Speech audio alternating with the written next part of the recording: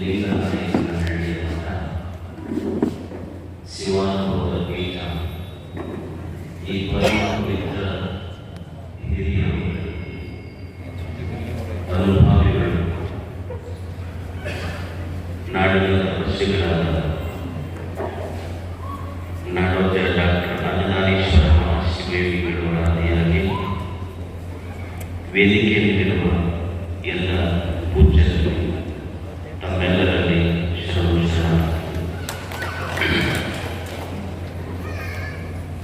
ಈ ವಿಶ್ವದಲ್ಲಿ ಒಂದು ನಿಯತಿ ಇದೆ. ಈ ವಿಶ್ವದಲ್ಲಿ ಒಂದು ನಿಯತಿ ಇದೆ, ಒಂದು ಸಾರ್ವತ್ರಿಕ ಸತ್ಯ ಇದೆ. ಪ್ರತಿಯೊಂದು ಕಾರ್ಯದ ಹಿಂದೆ ಒಂದು ಕಾರಣ ಇರಲೇಬೇಕು. ಯಾವುದೇ ಒಂದು ಕಾರ್ಯ ಘಟಿಸಬೇಕಾದರೆ ನೀವು ಒಂದು ಕಾರ್ಯ ಘಟಿಸಬೇಕಾದರೆ ಅದಕ್ಕೊಂದು ಕಾರಣ ಇರಬೇಕು. ಕಾರಣ ಇಲ್ಲದೆ ಯಾವ ಕಾರ್ಯವು ಘಟಿಸುವುದಿಲ್ಲ. ಈಗೊಂದು ಗಡಿಗೆ ಅನ್ನುವ ಕಾರ್ಯ ನಡೀಬೇಕಾದರೆ ಆ ಗಡಿಗೆ ಅನ್ನುವ ಕಾರ್ಯಕ್ಕೆ ಮಣ್ಣು ಕಾರಣ. ಮಣ್ಣಿಲ್ಲದೆ ಗಡಿಗೆ ಆಗುವುದಿಲ್ಲ. For every effect there must be a cause. ಪ್ರತಿಯೊಂದು ಕಾರ್ಯಕ್ಕೂ ಒಂದು ಕಾರಣ ಇರಲೇಬೇಕು. ಕಾರಣ ಇಲ್ಲದೆ ಕಾರ್ಯ ಘಟಿಸುವುದಿಲ್ಲ. ಇದು ಕಾರಣ ಮೀಮಾಂಸೆ. ಈ ವಿಶ್ವದಲ್ಲಿ ಏನೇ ಒಂದು ಕಾರ್ಯ ನಡೀಬೇಕಾದ್ರೆ ಪ್ರತಿಯೊಂದು ಕಾರ್ಯಕ್ಕೂ ಒಂದು ಕಾರಣ ಇರಬೇಕು. ಈಗ ನಮ್ಮ ದೇಹದಲ್ಲಿ ನಮ್ಮ ಎಲ್ಲ ಇಂದ್ರಿಯಗಳು ಬಹುವಿಧದ ಕಾರ್ಯಗಳನ್ನು ಮಾಡುತ್ತವೆ. ನೋಡುವ ಕಾರ್ಯ ಮಾಡುತ್ತೆ, ಕಿವಿ ಕೇಳುವ ಕಾರ್ಯ ಮಾಡುತ್ತೆ, ನಾಲಿಗೆ ರುಚಿಸುವ ಕಾರ್ಯ ಮಾಡುತ್ತೆ, ಕಾಲು ನಡೆಯುವ ಕಾರ್ಯ ಮಾಡುತ್ತೆ, ಕೈ ಕೆಲಸಗಳನ್ನು ಮಾಡುತ್ತದೆ. ಒಂದು ಕ್ಷಣ ನಾವು ವಿಚಾರ ಮಾಡಬೇಕು. ಮನುಷ್ಯ ಕಣ್ಣಿನಿಂದಲೇ ನೋಡುವುದಾಗಿದ್ದರೆ, ಕಿವಿಯಿಂದಲೇ ಕೇಳುವುದಾಗಿದ್ದರೆ, ಕೈಗಳಿಂದಲೇ ಕಾರ್ಯವನ್ನು ಮಾಡುವುದಾಗಿದ್ದರೆ, ಈಗ ಹೆಣ ಇರುತ್ತೆ. ಒಬ್ಬ ವ್ಯಕ್ತಿ ಸತ್ತ, ಅವನಿಗೊಂದು ಊಟಕ್ಕೆ ಕೊಡೋದು ಕುಂದಿರಿಸಿರ್ತಾರೆ. ಮತ್ತು ಕಣ್ಣಿಂದ ನೋಡಲಿಕ್ಕೆ, ಕಣ್ಣಿದೆ ಇಲ್ಲ ಅದು ಕಣ್ಣಿದೆ ನೋಡಿಲ್ಲ, ಕಾಲಿಂದಲ್ಲ ನಡಿಲಿಲ್ಲ, ಕಿವಿಯಿಂದಲ್ಲ ಕೇಳಿಲ್ಲ.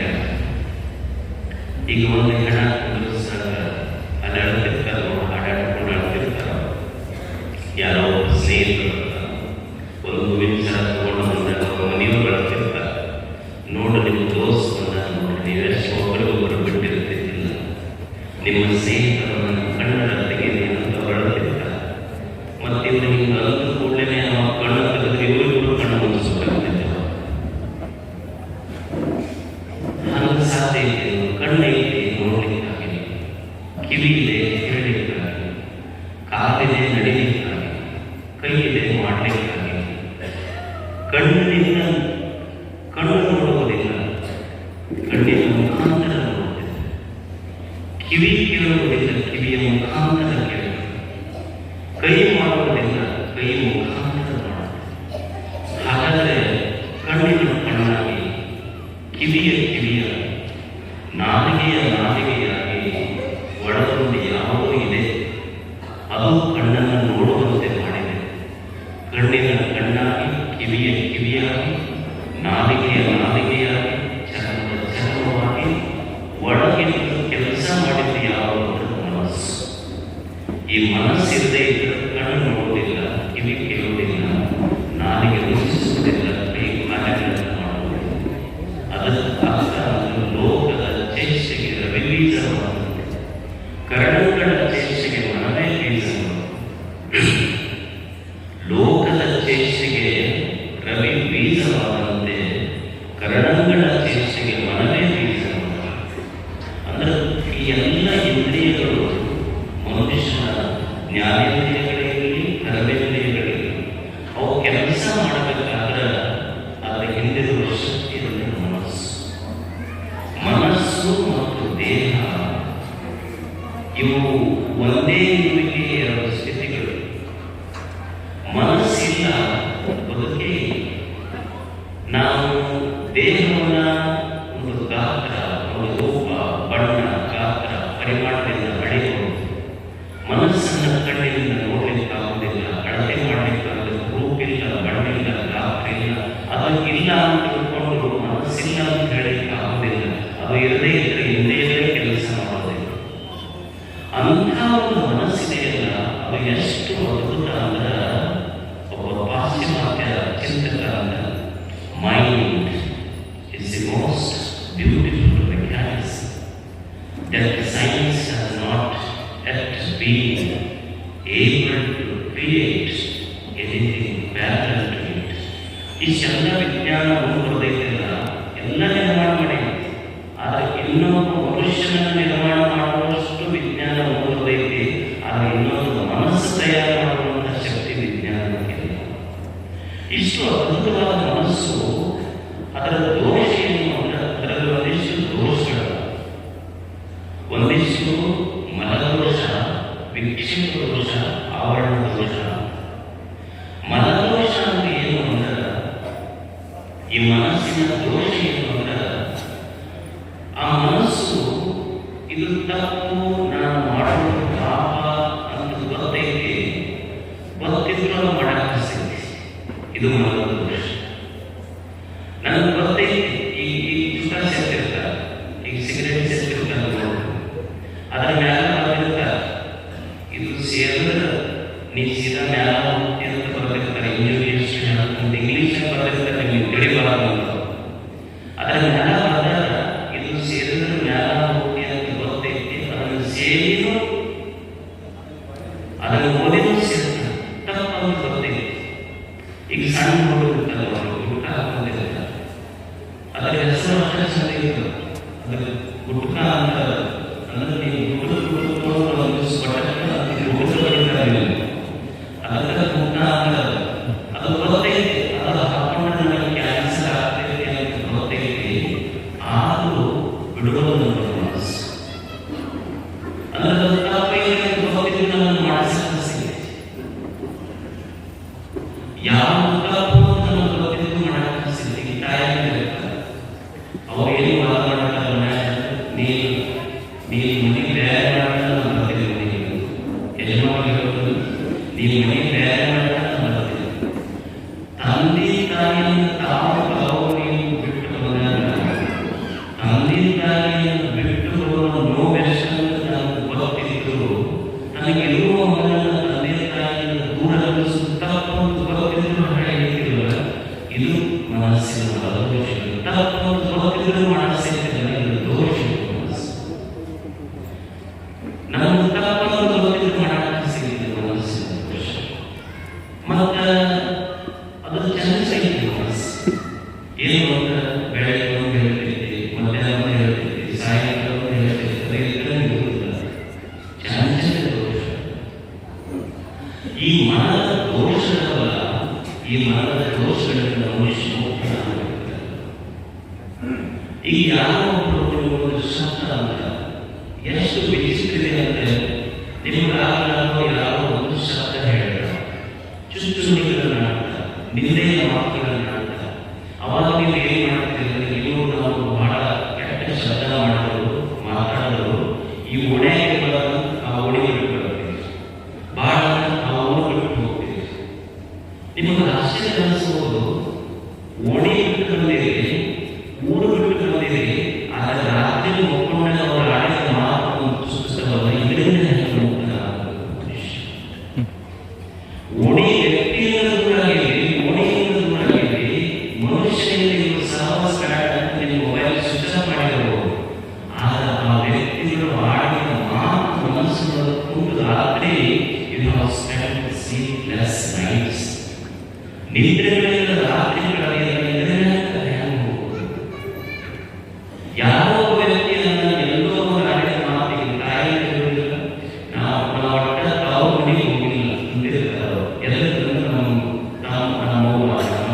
ಅಣ್ಣ ಹೆಂಡತಿ, ತಮ್ಮ ಹೆಂಡತಿ ಇಂಥವ್ರು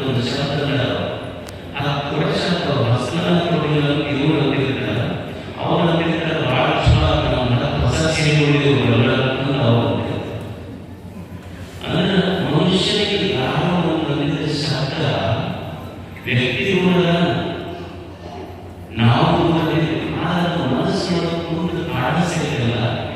ಎಲ್ಲೋ ಶಬ್ದ ಇವತ್ತು ಪ್ರತಿನಿತ್ಯ ಕಾಣುತ್ತದೆ. ಹಾಗೆ ಮುಕ್ತನಾಗಬೇಕು ಮನುಷ್ಯ.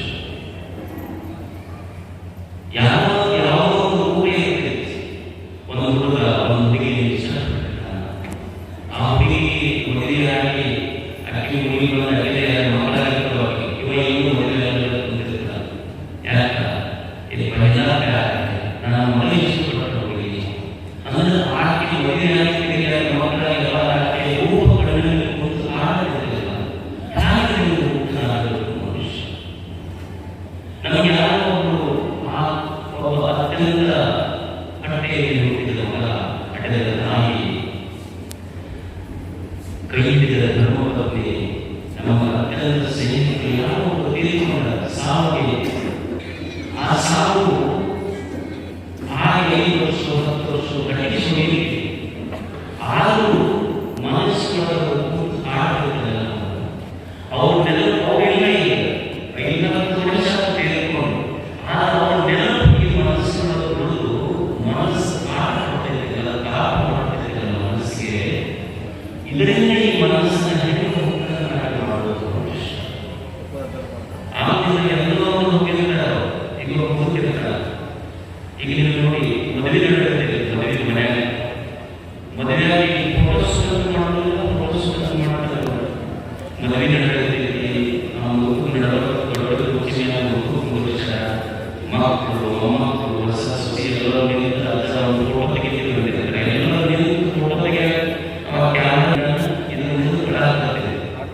ಅವರಿಗೆ ಎಲ್ಲರಿಗೆ ಆಶ್ಚರ್ಯ, ಎಷ್ಟು ದೊಡ್ಡ ಬಂದಿದೆ, ಎಷ್ಟು ದೊಡ್ಡ ಇಲ್ವಾ, ಎಲ್ಲರೂ ಕೂಡಿ ಫೋಟೋ ತೆಗೆಯಲಿಕ್ಕೆ ಮುಂದಕ್ಕೆ ಆಗ್ತದೆ. ಅಂದರೆ ಯಾಕೆ ಸರ್ ಅವಾಗ ನಾನು ಮುದುಕಿದ್ರೆ ಬಹಳ ವಿಷಯ ಇತ್ತು. ಅಕ್ಕಿ ಮ್ಯಾಲ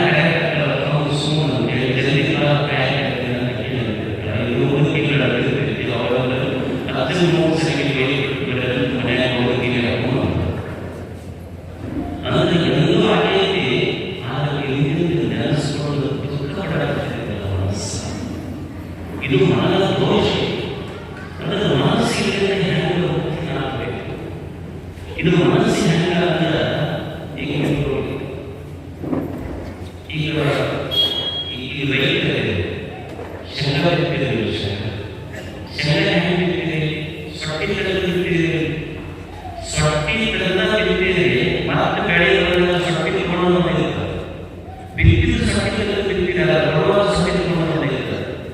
ಹಾಗೆ ಏನು ಪ್ರಪಂಚದ ಕೂಡ ಸ್ವಚ್ಛದ ಸ್ಥಿತಿ ಮತ್ತು ಕಡೆಗೆ ಸೊಟ್ಟಿ ತಗೊಂಡು ಮನಸ್ಸನ್ನು ಅಂದರೆ ಜನ್ಮಾಂತರಗಳ ಹೀನ ಸಂಸ್ಕಾರ ನಮ್ಮ ಮನಸ್ಸುಗಳಿಗೆ. ಇದರಿಂದ ಮುಕ್ತನಾಗಬೇಕು ಮನುಷ್ಯ. ಈ ಮನಸ್ಸು ಇರುವುದಕ್ಕಾಗಿಯೇ ಬಸವಲಿಂಗ ಶರಣರು ಅವರು ಎನ್ನ ಮತಿಗೆ ಮಂಗಲವಿತ್ತು ರಾಗದಿಂದೇ ಮನೆಗೆ ಮಂಗಲವಿತ್ತು ನಿಲ್ಲೋ ಎನ್ನ ಮತಿಗೆ ಮಂಗಲವಿತ್ತು ರಾಗದಿಂದೇ. ಏನು ಒಬ್ಬ ಶಿಷ್ಯ ಗುರುವಿನ ಬಂದು ಕೇಳುವಂತಹ ಗುರುವೇ ಇಷ್ಟು ಕೆಟ್ಟ ಮನಸ್ಸಿದೆ, ನಾನೆಷ್ಟು ನಿನ್ನ ಸನ್ನಿಧಿಯನ್ನು ಶ್ರಮಾನುಗಳನ್ನು ಮಾಡಿ ಎಷ್ಟು ಸಲ ಪ್ರವಚನಗಳನ್ನು ಕೇಳಿ ಈಚೆಗೆ ಒಳ್ಳೆಯವನಾಗಬೇಕು ಕೆಟ್ಟ ಕೆಲಸ ಇದೆಯಲ್ಲ, ಇಂಥ ಮಲಿನ ಮನಸ್ಸಿಗೆ ಮುಕ್ತವಾಗುವ ಉಪಾಯ ತೋರಿಸಿಕೊಳ್ಳೋಣ ಚಲನೆಗೊಳಿಸಬೇಕು. ಎಲ್ಲ ಮತಿಗೆ ನಾವು ಗುರುಗಳನ್ನು ಕೇಳಿದ್ದೇವೆ. ಒಬ್ಬ ಸತ್ತ ಶಿಷ್ಯನು ಗುರುವಿನ ಕೇಳಿದ ಎಲ್ಲ ಮತಿಗೆ ಮಂಗಲವಿತ್ತು. ನಾವು ಕೇಳೋದು ಮತಿಗೆ ಕೇಳೋದು, ನಾವು ಮಂಗಲ ಕಲ್ಯಾಣ ನಾವು ಓಡಕ್ಕೆ ಹೋಗಿದ್ದೇವೆ ಇಂಥದಕ್ಕೆಲ್ಲ ಹೋಗಿಲ್ಲ. ಅವರು ಮತಿಗೆ ಮಂಗಲವಿತ್ತು, ಮೊದಲೇ ವಚನ ಕೇಳಿದ್ರು. ಎಲ್ಲ ಮತಿಗೆ ಮಂಗಲವಿತ್ತು, ರಾಜನಿಂದೇ ಶ್ರೀ ಗುರುವೇ ಸತ್ಕ್ರಿಯೆಯಾಗಲೇ ಸುಜ್ಞಾನ ಸಾಗರ. ನನ್ನ ಮತಿಗೆ ಮಂಗಲವಿತ್ತು ಅಂದರು. ಒಬ್ಬ ಸತ್ಶಿಷ್ಯ ಗುರುವಿಗೆ ಕೇಳುವ